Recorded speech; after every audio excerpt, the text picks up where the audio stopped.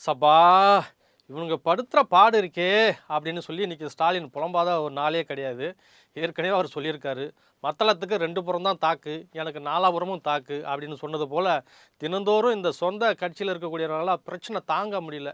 ஏற்கனவே அமைச்சர்கள் பல பேர் ஊழல்ல சிக்கியிருக்காங்க. பல பேர் பொதுமக்கள் ஆபாசமா திட்டுறதும், ஒருமையில பேசுறதும், கல்லால அடிக்கிறதும் இதெல்லாம் அவரால தாங்க முடியல.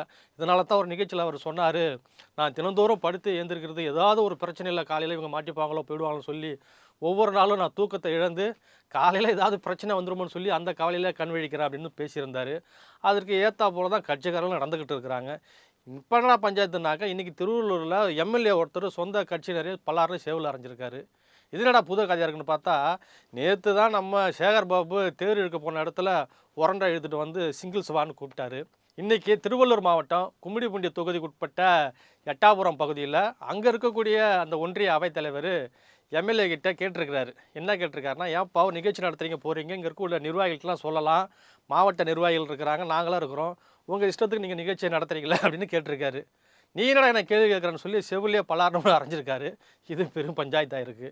இதுக்கெல்லாம் உதாரணம் யாரு? ஏற்கனவே நம்ம அப்பா ஸ்டாலின் அவர்தான். மெட்ரோ ட்ரெயின்ல போம்போது பக்கத்துல ஒருத்தன் நின்னான்னு சொல்லி பலார்னு அரைஞ்சாரு. நம்ம அமைச்சர் நாவடி நாசர் என்ன பண்ணாரு? கல்ல தூக்கி கொண்டு அடிச்சாரு. நேரு அடாடாடா சொற்பொழிவு ஆற்றினாரு.